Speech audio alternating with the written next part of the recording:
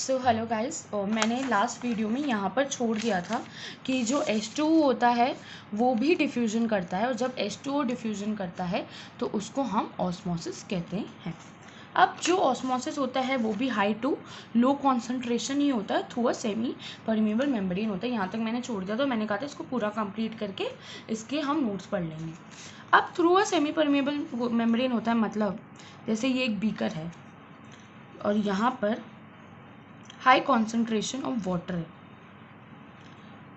High concentration of H2O, यहाँ पर low concentration of H2O, मतलब यहाँ पर पानी ज़्यादा है और यहाँ पर पानी कम है, यहाँ पर पानी कम है, यहाँ पर ज़्यादा है। तो ये समझ लो पानी है, और यहाँ पर सॉलिड पार्टिकल 3 ही है, और यहाँ पर भी पानी है तो सही, बट यहाँ सॉलिड पार्टिकल 5 है। तो अगर किसी चीज़ को अगर हम बोलेंगे कि पानी कहाँ से मूव करेगा, यहाँ से यहाँ, यहाँ से यहाँ, तो हाई से लो करेगा, तो वो ऐसे मूव करेगा। पर जब वो मूव करेगा, it move through a semi permeable membrane. बस ऑस्मोसिस यही होता है कि it is also a diffusion, but जहाँ यहाँ पर जो फ्लूइड होता है, जो वाटर होता है, एक सेमी परमिएबल मेम्ब्रेन के थ्रू पास होता है। अब हम 3 एग्जाम्पल लेंगे जो बहुत ही इम्पोर्टेंट एग्जाम्पल्स हैं। हमने एक सेल लिया,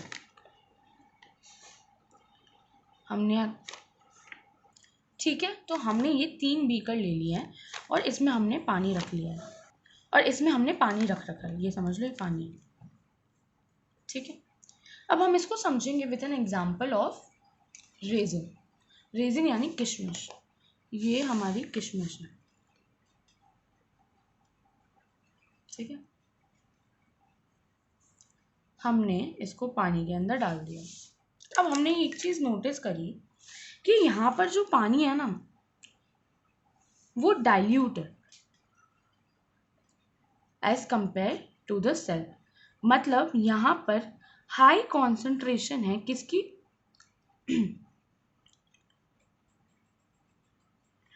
वाटर की, ठीक है, सेल के कंपेयर में।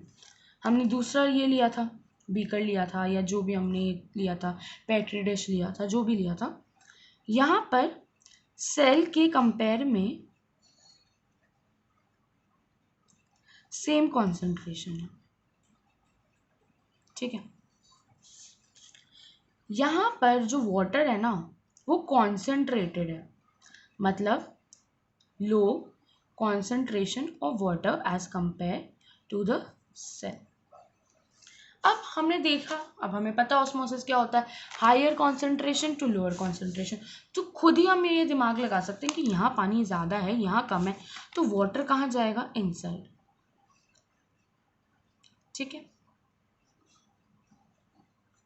अब ये क्वेश्चन आता है कि भाई ऑस्मोसिस हो रहा है, पानी तो दोनों तरफ जा सकता है, अंदर भी तो है, तो हाँ दोनों तरफ जाएगा, पानी बाहर भी निकलेगा, पर जो रेजिन जो सेल है ना उसमें से जो वाटर की क्वांटिटी या जो भी फ्लूइड की क्वांटिटी निकलेगी ना वो इसके कंपेयर में बहुत कम होगी। तो जितना पानी बाहर आएगा ना, कि बाहर आ रहा है पानी, उससे ज़्यादा अंदर जा रहा है, इसलिए जो हमारा सेल है ना वो स्वेल अप हो जाएगा, और इस कंडीशन को हम कहते हैं टर्जिड। और ये जो सोल्यूशन है इसको हम कहते हैं हाइपोटोनिक सोल्यूशन, ठीक है। अब यहाँ पर जो सेल था और जो पेट्री डिश में पानी था, दोनों की कॉन्सेंट्रेशन सेम थी, दोनों सेम कॉन्सेंट्रेशन पे थे, तो जितना पानी बाहर आएगा उतना ही अंदर जाएगा, ठीक है। तो ना स्वेल अप होगा, ना उसका साइज रिड्यूस होगा, ना वो श्रिंक होगा, सेम टू सेम रहेगा। अब यहाँ पर ना वाटर की कॉन्सेंट्रेशन कम है, कॉन्सेंट्रेटेड है वाटर, वहाँ डाइल्यूट था, और सेल की ज़्यादा है, तो पानी यहाँ से अंदर तो जाएगा पर उससे ज़्यादा बाहर आएगा, ठीक है। और ऐसे सोल्यूशन को हम हाइपरटोनिक कहते हैं, और यहाँ पर जहाँ सेम था उसको हम आइसोटोनिक कहते हैं। अब फॉर एग्जाम्पल समझो, आपकी मम्मा ने या किसी ने भी, आपने एक पेट्री डिश ली, एक बाउल लिया, घर पे आपने एक बाउल लिया और इसमें आपने हाइपरटोनिक सोल्यूशन डाल दिया, मतलब कॉन्सेंट्रेशन जो है ना वो लो है वाटर की, this is a hypertonic solution. और यहाँ पर हमने अपनी रेजिन रख दी और हमने इसको 2 से 3 दिन के लिए छोड़ दिया।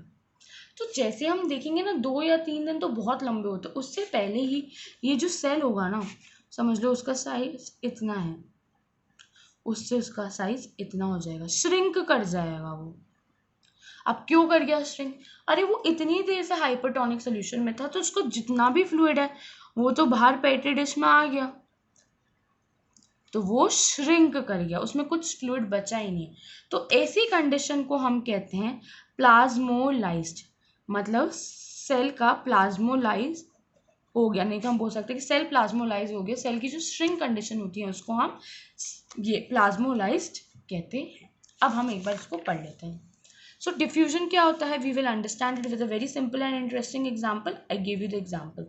So diffusion is faster in gaseous phase than in liquid and solid. Diffusion spontaneous होता है, movement होता है वो substance from region of higher concentration to lower concentration. Something similar to diffusion of ink happen in cell of amoeba. अब हमने cell of amoeba का मुझसे रह गया था और मैं अब cell of amoeba का बता देती हूँ। अब जो अमीबा है, मैंने बताया था कि वो तो एक ही सेल है, उसी बेचारे को सारा काम करना था ना, उसी को सारा काम, उसको ही digestion, absorption, engulfing, exchange of gas. तो यहाँ पर वो एक्सचेंज ऑफ गैस करता है। अब ये सेल है, अमीबा अंकल है, अमीबा अंकल ने बोला कि यार एटमॉस्फेयर में ना CO2 कम है और O2 ज़्यादा है, और मेरे अंदर तो CO2 ज़्यादा है और O2 कम है, पर मेरे को तो O2 ज़्यादा चाहिए और मेरे को CO2 कम चाहिए। ऑब्वियसली बात है ना, उनको तो ऑक्सीजन ज़्यादा चाहिए होगी, लिविंग है वो। तो वो बोलते हैं कि यार देखो, मेरे को किसी ने समझाया कि डिफ्यूजन नाम का एक प्रोसेस होता है जहाँ पर हायर टू लोअर कॉन्सेंट्रेशन चीज़ें जाती हैं। तो मेरे यहाँ अंदर तो CO2 ज़्यादा है, तो लेट्स सेंड इट आउटवर्ड्स। और उन्होंने बोला और मेरे अंदर O2 कम है, बाहर ज़्यादा है, तो O2 को बाहर से अंदर बुला लेते हैं। तो higher to lower concentration by the help of diffusion, जो अमीबा अंकल है वो ब्रीदिंग या गैशियस एक्सचेंज का काम करते हैं। तो यहाँ पर मैंने वही चीज़ बता रखी, something similar to happen in amoeba, जहाँ पर ये CO2 कॉन्सेंट्रेशन ज़्यादा हो गई, यहाँ कम हो गई, तो ये बाहर चला गया और ये अंदर आ गया। अब जो वाटर है वो भी ओबे करता है इसका लॉ डिफ्यूजन का, तो ये भी हमने पढ़ा कि water follows the law of diffusion. Movement of H2 molecule through a selective permeable membrane is called osmosis. इसको selective permeable भी कह सकते हो, semi permeable भी कह सकते हो। Selective permeable like a plasma membrane, okay? उसकी मर्जी है क्या करेगी। तो osmosis is the passage of water from a region of higher to lower concentration through a semi permeable membrane. ये मैंने बता दिया था।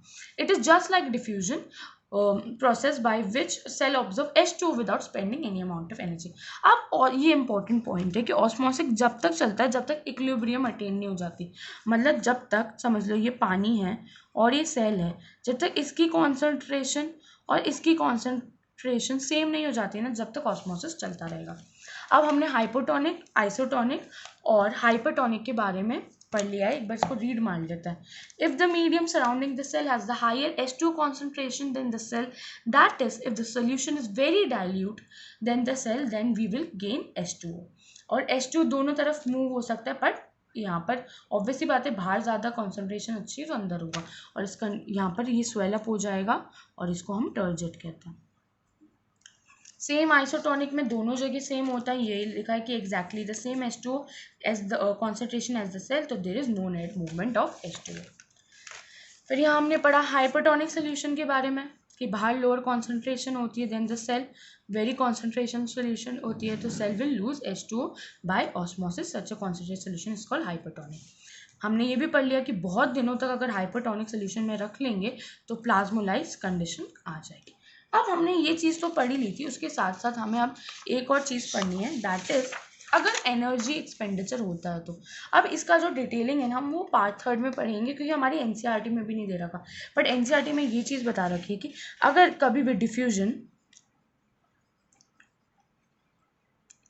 एनर्जी की हेल्प से होता है, या मतलब उसमें एनर्जी का एक्सपेंडिचर होता है,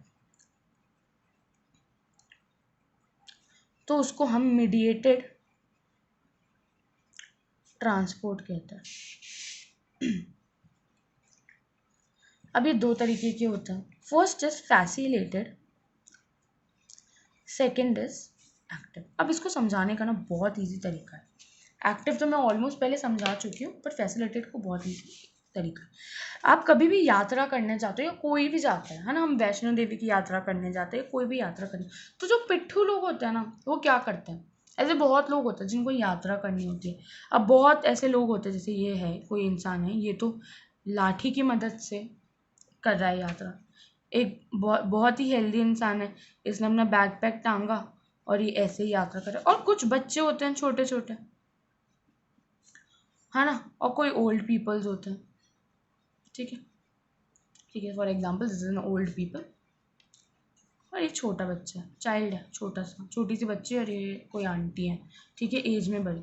अब इनको भी यात्रा करनी है, तो यात्रा तो सब कर रहे हैं, ये भी कर रहे हैं, ये भी कर रहे हैं, ये भी कर रही हैं, पर ये दोनों ना खुद यात्रा नहीं कर सकते, बिल्कुल भी नहीं कर सकते, क्योंकि इनके अंदर एनर्जी नहीं है। ये जा रहे हैं, इनको ऊपर तक जाना है, ये यहाँ पर है, ये हमारा वैष्णो देवी का मंदिर है, इनको यहाँ तक पहुँचना है, बट इनको चाहिए कि अब इनको कोई पहुँचाए। तो फिर हमारे पिट्ठू लोग आते हैं, पिट्ठू लोग आते हैं और इनको जो उनकी बास्केट होती है उसमें बेचारे टांग कर लेकर ऊपर की तरफ चल जाते हैं। नहीं तो जो म्यूल्स होते हैं, खच्चर में बिठाते हैं, ये म्यूल होता है फॉर एग्जांपल, इसमें इनको बिठाते हैं और इनको ऊपर लेके जाते हैं। तो ये इन्होंने भी यात्रा की, इन्होंने भी की, इन्होंने भी की, इन्होंने भी की, पर किसी ने किसी के हेल्प से की और किसी ने किसी की हेल्प से नहीं की। तो यही फैसिलिटेड ट्रांसपोर्ट होता है। हमारे यहाँ कुछ मटेरियल्स ऐसे होते हैं, कुछ पार्टिकल्स, मॉलिक्यूल्स ऐसे होते हैं जो अपने आप नहीं जा सकते, उनको ट्रांसपोर्टेशन के लिए एक प्रोटीन चाहिए, and that protein is known as परमीज, ठीक है। जो परमीज प्रोटीन होता है वो पिट्ठू का काम करता है और वो एक जगह से दूसरी जगह यात्री को लेकर जाता है। वेरी सिंपल, बहुत सिंपल है, पूरा समझ आ जाएगा, कितनी भी बड़ी थ्योरी कर लो, ये अगर एग्जाम्पल आगे समझ आ जाए। अब एक्टिव क्या होता है, हमने एक्टिव का पढ़ा था कि ये फॉर एग्जाम्पल सिड्डी है, ठीक है, एक सेकेंड, है ना, ये फॉर एग्जाम्पल सिड्डी है, और हमने बोला था यहाँ पर एक आदमी खड़ा हुआ है, उसको जाना है अपनी बुक्स को लेकर, यहाँ पर उसकी क्लासरूम में। अब वो यहाँ ऐसे जाएगा, अब वो जब चढ़ के जाएगा तो वो अगेंस्ट द कॉन्सेंट्रेशन जा रहा है, मतलब जब हम नीचे से ऊपर जाएंगे, low concentration to high concentration, low energy level to high energy level, तो एनर्जी तो लॉस होगी, मेहनत होगी, लगेगी, एटीपी लॉस होगी। अब एटीपी की फुल फॉर्म क्या होती है, एडिनोसिन ट्राइफॉस्फेट, ओके। ये हमारी एनर्जी है ना, हमारे यहाँ जो एनर्जी इसके फॉर्म में प्रेजेंट होती है बॉडी में, एटीपी की फॉर्म में, ठीक है, मतलब ये हमारा कॉइन एलिमेंट है। तो एनर्जी भी लॉस होगी और एटीपी भी लॉस होगी। So this is active transport, कि जब हम लोअर कॉन्सेंट्रेशन से हाई कॉन्सेंट्रेशन जाते हैं, अगेंस्ट द कॉन्सेंट्रेशन जाते हैं, कम एनर्जी लेवल से ज़्यादा जाते हैं, तो भाई एनर्जी तो लगेगी, एटीपी तो खर्च होगी, और अगर ऐसे जाना है हमें तो हमारी एटीपी खर्च होती है, हमारी एनर्जी लॉस होती है, और उसी को हम एक्टिव ट्रांसपोर्ट कहते हैं। तो हमने पढ़ लिया कि these molecule move in and out of the cell with the help of two type of transport, जिसको हम मीडिएटेड ट्रांसपोर्ट कहते हैं क्योंकि एनर्जी लगती है। So movement of molecule take place with the help of special transport protein और permease. तो ये तो हो गया हमारा फैसिलिटेड ट्रांसपोर्ट, और एक्टिव हो गया it is a uphill transport, obvious सी बात है, नीचे से ऊपर जा रहा है तो अपहिल हुआ। It move against the concentration, ये भी हमने पढ़ लिया, इसको एनर्जी चाहिए और लोअर कॉन्सेंट्रेशन से हायर जाता है। इसका बहुत अच्छा एग्जाम्पल है ग्लूकोज का अपटेक इन द इंटेस्टाइन। अब ये जो वाला पार्ट है ना, ये पार्ट 3 में मैं समझाऊंगी, क्योंकि एनसीईआरटी में ना कुछ नहीं दे रखा है इसके बारे में, सिर्फ मीडिएटेड दे रखा है और ऐसे लिख रखा है कि ऐसे एनर्जी को लेकर पहुँचाता है, तो उसको मैं ढंग से समझाऊंगी। तो हमने पूरा सेल मेम्ब्रेन कर दिया, अब हमारा सेल वॉल बचा है, और एक हमारे साइटोप्लाज्म, और एक टॉपिक बचा है एंडोसाइटोसिस, उसको हम हमारी नेक्स्ट वीडियो में करेंगे। तो थैंक यू सो मच।